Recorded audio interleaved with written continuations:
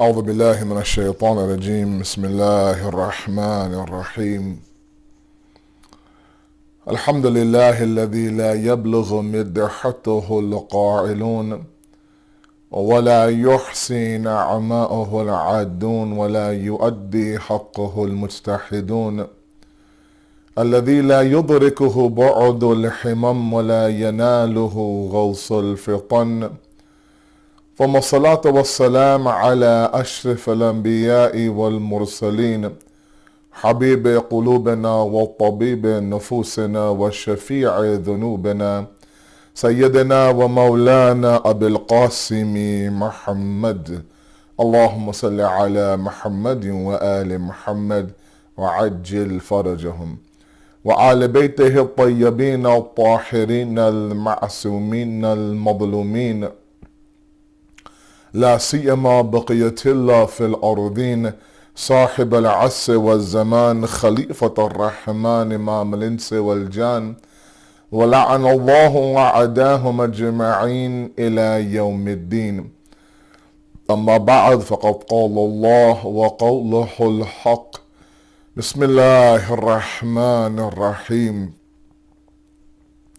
الذين جاهدوا فينا لنهدينهم سبلنا وإن الله لمع المحسنين صدق الله العلي العظيم اللهم صل على محمد وآل محمد وعجل فرجهم. We send our condolences to the Imam of our time, to the Rahbar of the Ummah, the Maraji, all of you and your families, on today being the day of the wafat of al-Mu'mineen, Malikatul Arab, Bibi Khadijah, salamullah alayha. We will take a break tonight from our topic of Nabi Musa and spend this entire discussion on this amazing woman. I think sometimes we don't give her her due. And sometimes I think, maybe I'm wrong, but sometimes I think that we take it for granted. What she did for Islam and who she was for the Holy Prophet. You know, today and yesterday, there was just so many, images I saw on social media.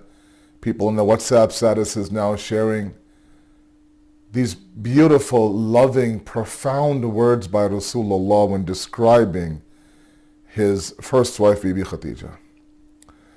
It's emotional. Like you start to feel that this woman was a pillar for Rasulullah, a pillar for him. That when nobody was there for him, she was there. And it's not the day, it's not the weekend, it's not these days for us to compare her to other wives or to use this time now because she was so great to sit there and bash how other wives were. I'm sorry, that's not the time for that right now. Let's focus on the greatness of this wife of the Holy Prophet. I oftentimes say that you have two pieces or two piles in each hand. One pile is diamonds and one pile are simple rocks and pebbles. And you can sit there and you can focus on describing the small pebbles in your hand. Or somebody will say, look, with all due respect, I'll say, hey, you have diamonds in your hand right now. Tell me about the diamonds in your hand. When you talk about the diamonds in your hand, anything that goes against the diamonds, khud by itself, will lose its value. Why we focus on the pebbles and not elevate the diamonds is beyond me. When you describe the greatness of this wife of Rasulullah, all the other wives pale in comparison. So true tabarra sometimes is actually true tawalla. You show the love of the people you should show love for, everybody else falls by the wayside. We don't need to focus on the qualities of anybody else. So I want to, I want to truly focus just tonight on her. And from tomorrow, of course, we will resume our story of Nabi Musa. From her life, there are many, many lessons that we could extract, and I don't want it just to be a discussion on finances. Sometimes we reduce her to a blank check for Islam. And that's what her khidmat was. And no doubt her financial sacrifice for the deen in that day and age, being a woman in that society, was unheard of. And her financial contribution towards the deen truly saw its beautiful level in those years, the last few years of the Meccan prophethood, which were very difficult for the Holy Prophet and Shia Abu Talib. And those are the years, of course, where she passes away. For 25 years, these two had a blissful marriage. I want to extract two lessons tonight with all of you, and then Masayib, of course. One lesson is that of attraction to money. The second lesson is that of marriage and spousal selection. In light of today being the wafat of Bibi Khadijah. The first one is that we want to make sure that we understand that she didn't allow her success, her fortune, her business to ever cloud her iman. There are some people that we know in our communities and our families, maybe we become like this. That if the business starts to boom, if I get a promotion at work, if all of a sudden I'm the head of that department or the lead here, or now I have people under me, or now all of a sudden now I'm opening up offices everywhere I go, now you don't start to see them at the mosque so much. The people at home now all of a sudden, are missing their father, missing their husband.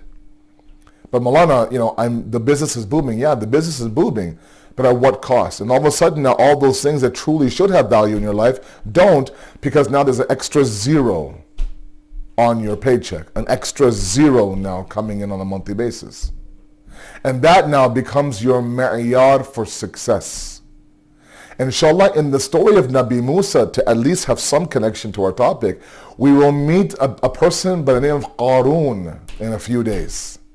And Qarun was also very wealthy. And in fact, in the books of akhlaq, many of the ulama have compared wealth management between Qarun and Bibi Khadijah, where Qarun's wealth clouded his judgment, clouded his iman, actually allowed him the gall to stand up against a prophet of God, only to have him swallowed by the ground itself.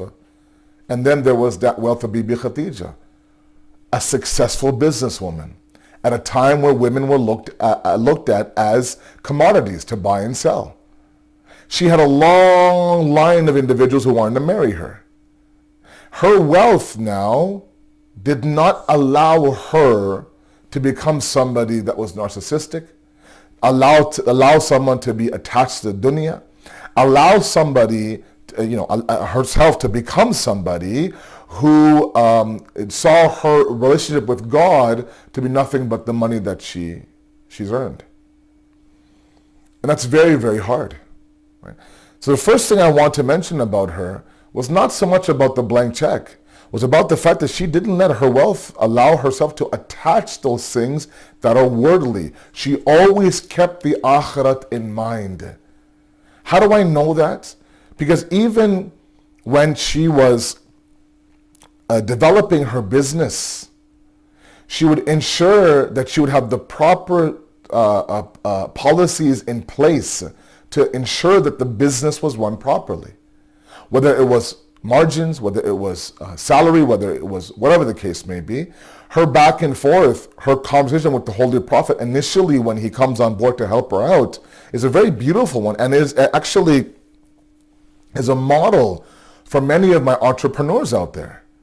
The deen also has a say in how to run a business, how to pay your employees, how to treat your employees. Right? So, whether it's bonuses, whether it's commissions, etc., all of that, she was very, very weary of.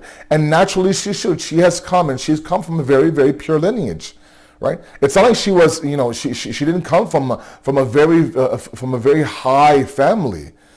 She was the daughter of Khuwaylid. Who was Khuwaylid? Khuwaylid was that man who stood beside Abdul Muttalib in being one of the main caretakers of the Kaaba before Islam arrived. We know about the greatness of Abdul Muttalib. He was somebody who was, highly revered by all individuals. Respected, revered, almost even feared by many of the enemies. Beside him was Khuwaylid. Okay? One of the uncles, the maternal uncles of Bibi Khadijah, Waraqa ibn Nawfil, who oftentimes we have a very negative reports of in our Ulum al-Quran discussion about. The reality was that, albeit not a Muslim, he was a man of God. He was one of the very few that would stand up against the Arabs of that time to stop them from burying their daughters alive. They would see these newborn girls as nothing but a liability. You can't go to war, you can't work, what good are you? So I'm going to bury you alive. And he would sit there in an open public area of Mecca and call out to these new fathers and say, look, don't do this heinous act. If it's about money, if you think that this girl is going to bring you liability and more expenses, I'll give you the money. Just don't bury her alive. Back then, that it was a social norm to do this. For someone to have that type of voice of consciousness was very rare, but spoke to the fact that he came from a very pure lineage.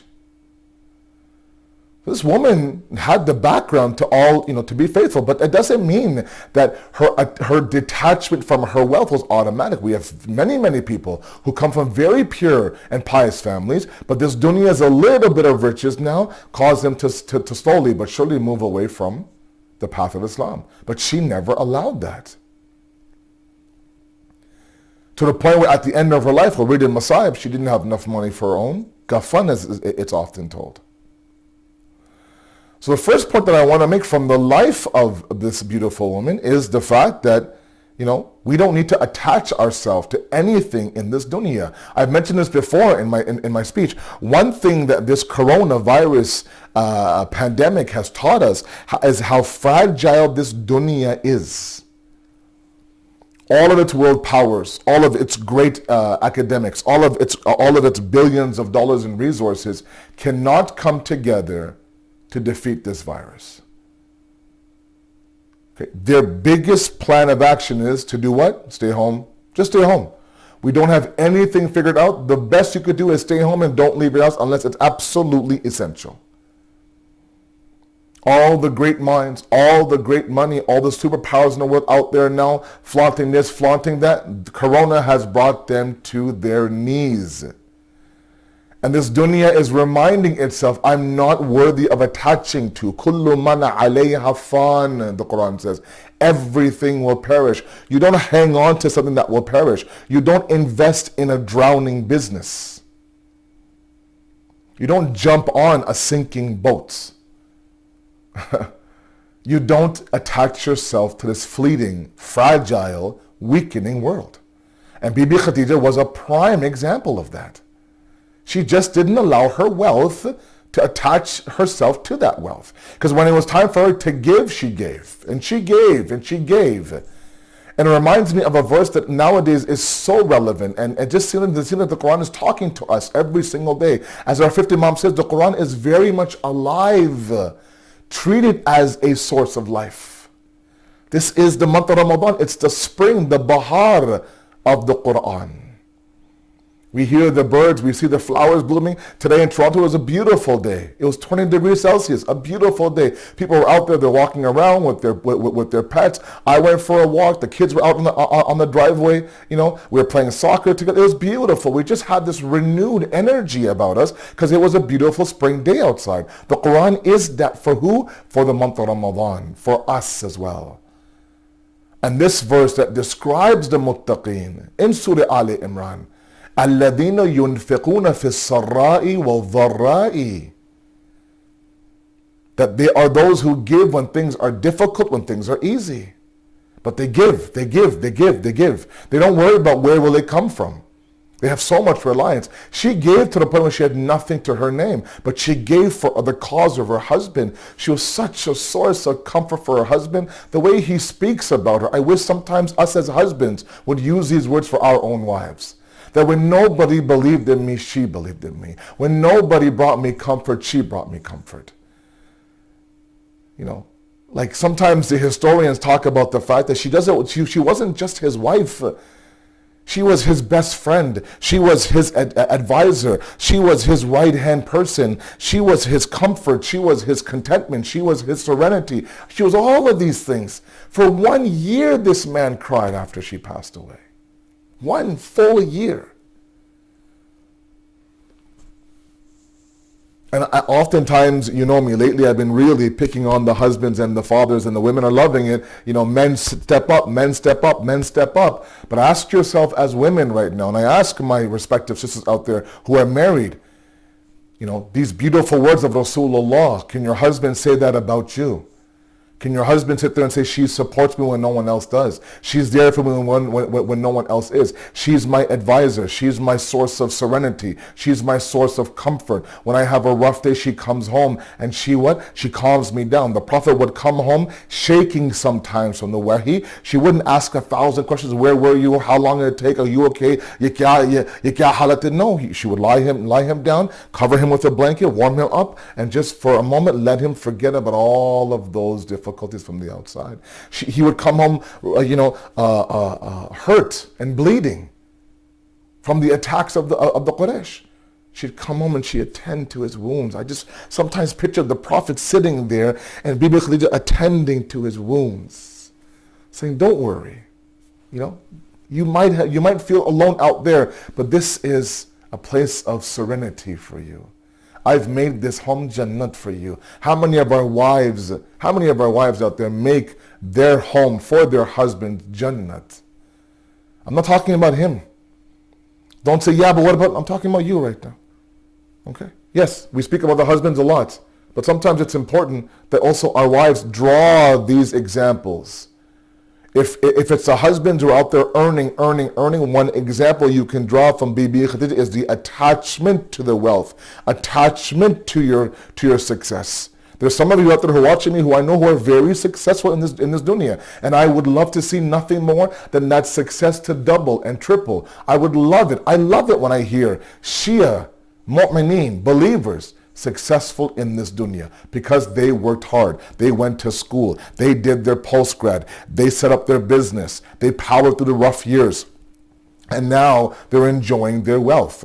But what I want to draw a red line on, or what Islam draws a red line of, is achievement and attachment. I always talk about that. I've spoken about this on a baitulqayem member before. There's a fine line between achieving in this world and attaching in this world. Bibi Khadijah achieved like no other woman in her era.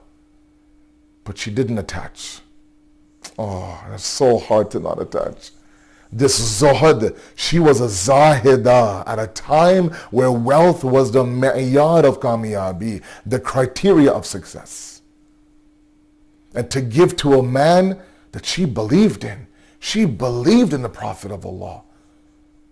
She was the one that wanted to marry him. She was the one that had him follow during his business trips. Tell me how this man is. Tell me what he does. The slave would come back and report, he did this, he did that. She would instigate the marriage with him to the point where he would think, how could I marry her? She belongs to this wealthy family. Who am I?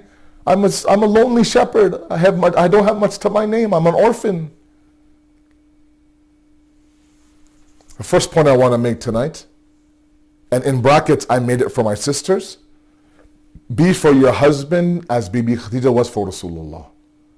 Now you'll say, oh Maulana, let him be Rasulullah first. Inshallah, when it's time for me to speak about him, I'll speak about him. Right now, I'm talking to you.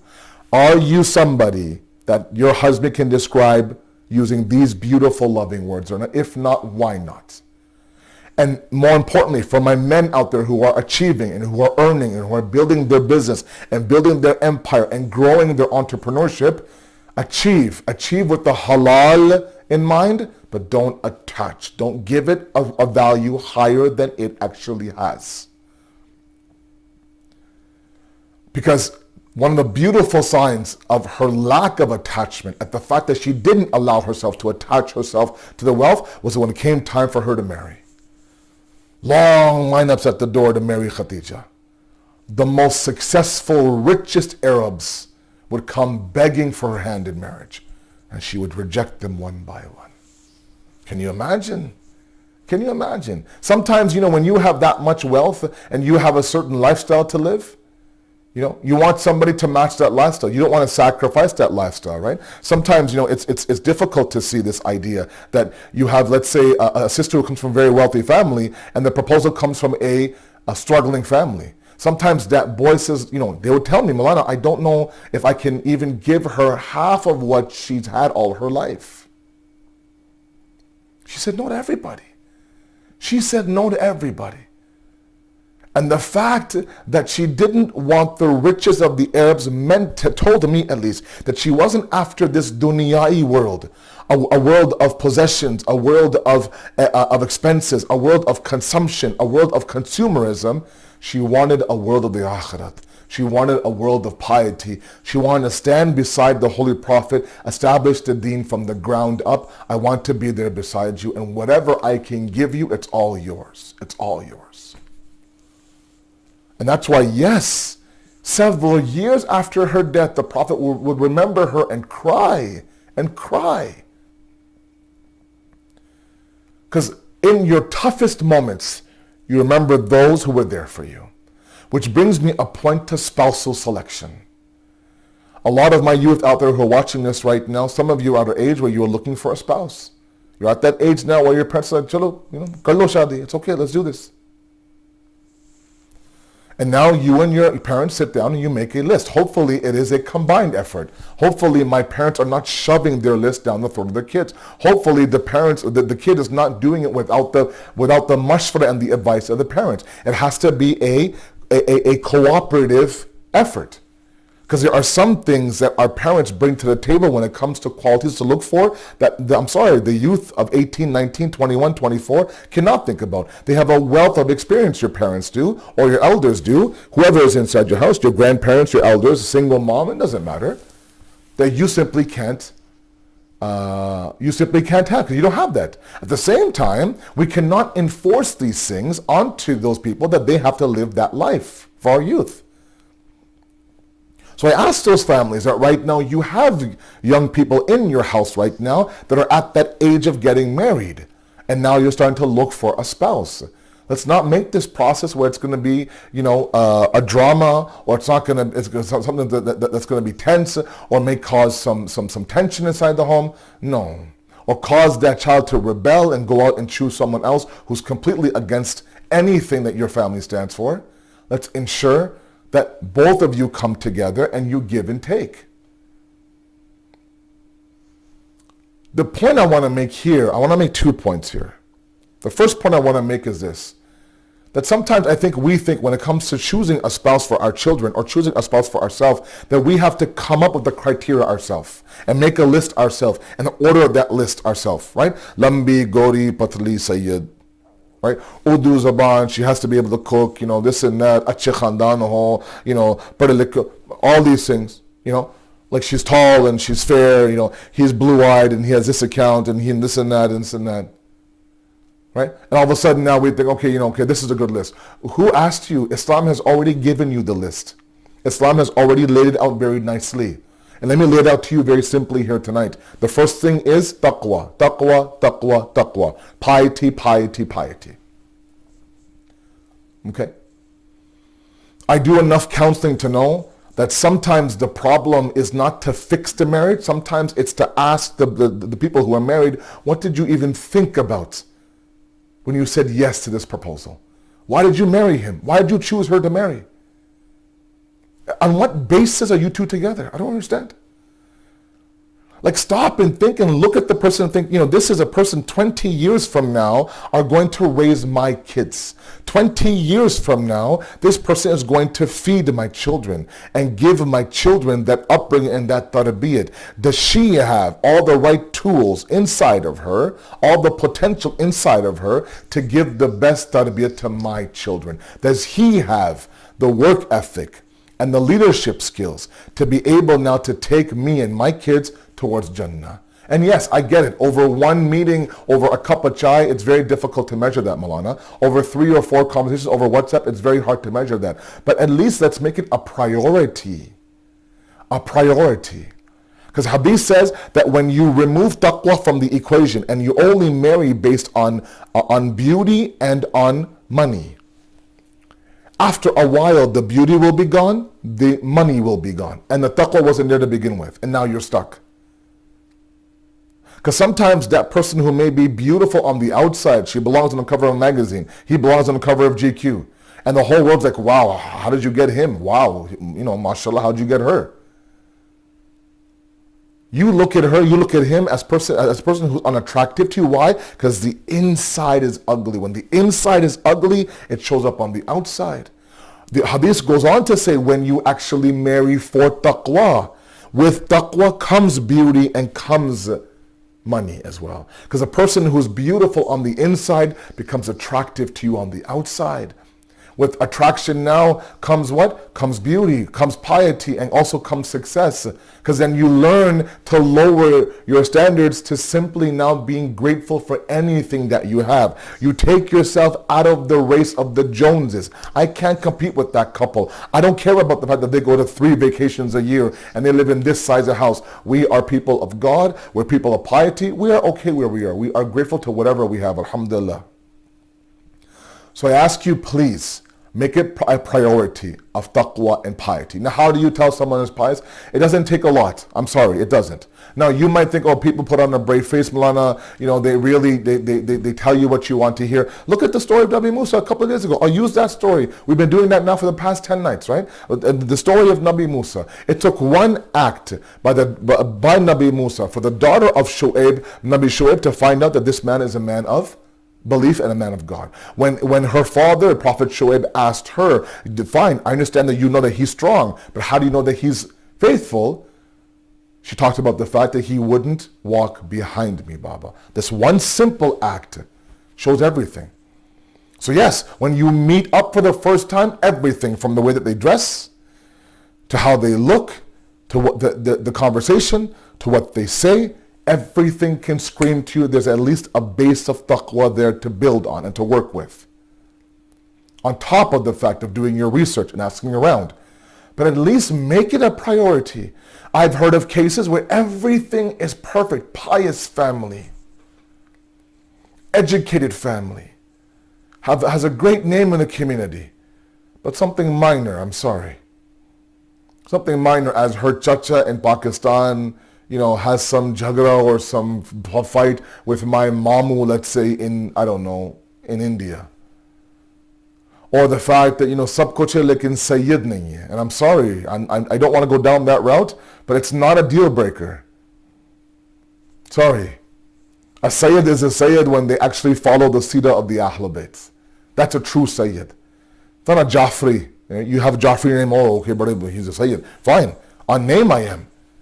But with all due respect, in my grave, no one's going to ask me what's your last name. They ask me, what did you do in this world?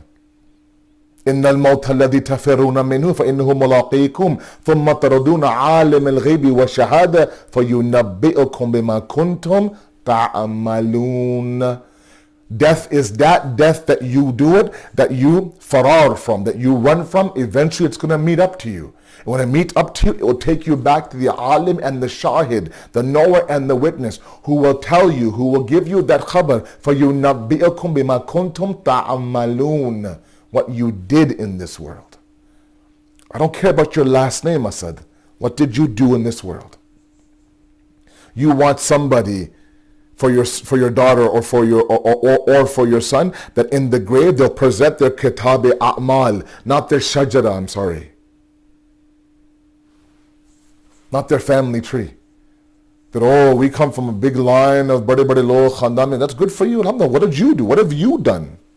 Because we have Nabi Nuh's son and Nabi Lut's wife. We have many people like that. We have Bibi Asiya's husband, let's say, that we're talking about. So with all due respect, lineage and all that doesn't mean anything to me. Unless you actually work and you act. The other point I want to make, and then I'll move towards Masa'ib. And I will go a little bit over today on my time, and I hope you will forgive me for that. Just one more point I want to make, and then 5 minutes for Masa'ib, inshallah, and then into Masa Dua. And that is this, that we need to prepare our children for marriage. And again, we do a lot of that for our girls. From the moment they get a little bit older, we tell them, which spoon, which fork, which plate, which bowl, how to wear, what dupatta, how to sit, how to talk, all that. Sosral mein ye mat karna, saas ke samne ye mat bolna, nan ke saath ye mat karna, right? When you go to your in-laws' house, don't do this, don't say this to your mother-in-law, don't say, all of that is for the girl, for the girl, for the girl. Even the day before the nikah, reminding her, dekho ye karna, ye mat karna, wo karna, ye mat bolna, all these things. Prepare, prepare, prepare. Do we prepare our boys for anything? Do we ever prepare our boys for the fact that they're going to lead the family one day? Do we sit there and prepare our boys that you have to have the work ethic to lead the family towards Jannah? You are the one who will now provide for these 5 people who are your dependents. Don't depend on the salary of your wife. I'm sorry. If you're an able body, you should be out there working. If you're not working, there's a problem. Or are we sitting there raising men as children? And a man-child now, you sit there and you debone the chicken and you remove the ilaichi from the biryani and you make sure you go haddi nahi hai. Then you mix his food, then you put it and bahut garam hai to usko thanda kar lo, and then you give it to him and he eats it. Mashallah, he's 24 years old, and then you give this man-child to your bahu, to your daughter-in-law. Say, chalo bhai, isko samalo, handle him. And now, he expects you, can you make sure that you take the bones out of... What? I'm not your mother. Sorry. All day long, he plays video games, mana. He's 35 years old. We have 2 small kids. He's sitting there playing Call of Duty all day. All day long, all day long. All day long. Why? That's his tarbiyat, right? He was a Bacha Shahzada inside the home. Never once was there any sort of tarbiyat that you're going to be a leader one day.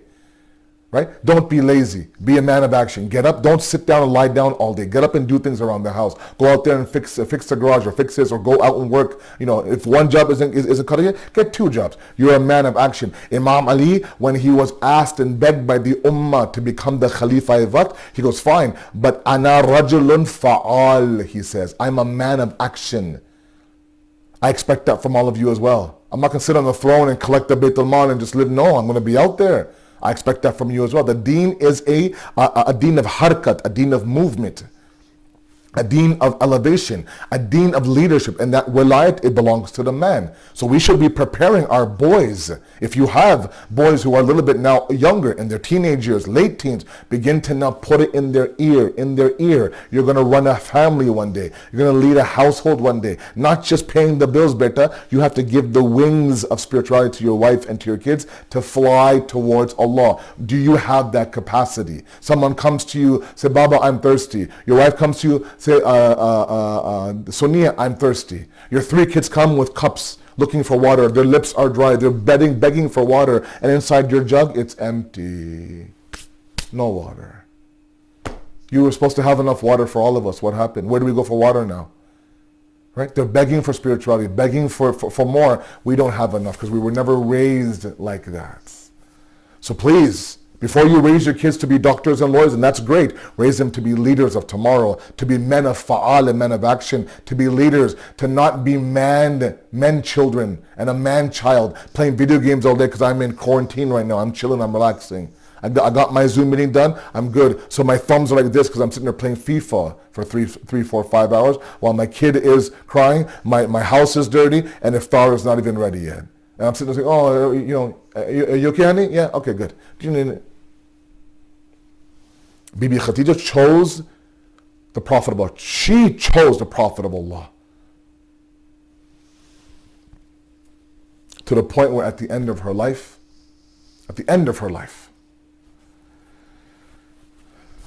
the state that she was in was to the point where she became very ill in Shibba Abu Talib.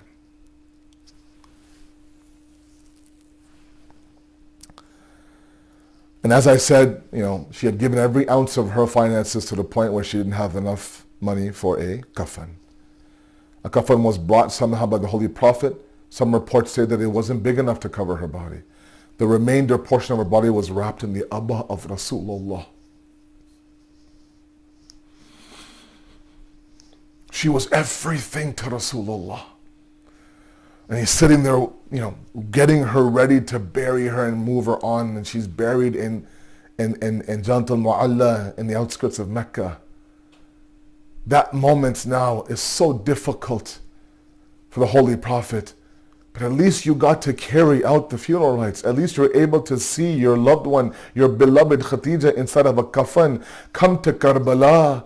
The grandson of this same Khadijah now, Hussein, on the 2nd of Muharram, is arriving there, calling the Bani Asad tribes men, say, oh men of the Bani Asad tribe, there's going to be a battle here. We're going to fight with the enemy here. We're going to lose our lives here. If you can, bury us one by one and give us the proper burial. He then puts up a partition and talks to the women of the Bani Asad tribe. If your men are not able to bury us, all of you collectively now, dig up one massive grave and simply place our bodies in that grave. And then he goes to the small ma'asum children of the Bani Asad tribe. He picks them up, puts them in their lap, hugs them and kisses them. Are you a Muslim? Yes, we are. Do you recite the kalama? Yes, we do. That Muhammad Rasulullah that you say in the kalama, that's my grandfather. I'm Hussein, the grandson of the Holy Prophet. If your mothers and your fathers are not able to bury us, you with your small ma'asum hands pick up the khak of Karbala and just place it on our bodies. Why, Hussein? Does anybody ever do that in our communities? That, bhai, if I pass away, make sure you bury me. When I pass away, make sure you bury me. It's a given, right? The moment that somebody passes away, we ensure that all the burial rites now are taken care of immediately. The body is released, the ghusl is done, the kafan is put on, the mayyat is prepared, salat is done, tadfeen is done, talqeen is done. Why did Hussein ibn Ali, the beloved grandson of Rasulullah, feel the need now to go through such an extent to make sure, please bury us, please bury us, please bury us? Because maybe he knew that after Asri Ashur now, after Asri Ashur, Umar ibn not only will disrespect the body of Rasulullah, but he'll leave that body on the plains of Karbala for 3 days in that heat with not even 1 ounce of a kafan on his body. سيعلم الذين ظلموا أي منقلب ينقلبون إن لله وإنا إليه راجعون. We ask you, Allah subhanahu wa ta'ala, to accept our qaleel efforts, inshallah, to give us that tawfiq to tread the path of al-Mu'mineen Bibi Khadijah, inshallah. We ask you, Allah, to forgive our sins, accept our amal, allow us to stand beside the Imam of our time. Wassalamu alaikum rahmatullahi wa barakatuh.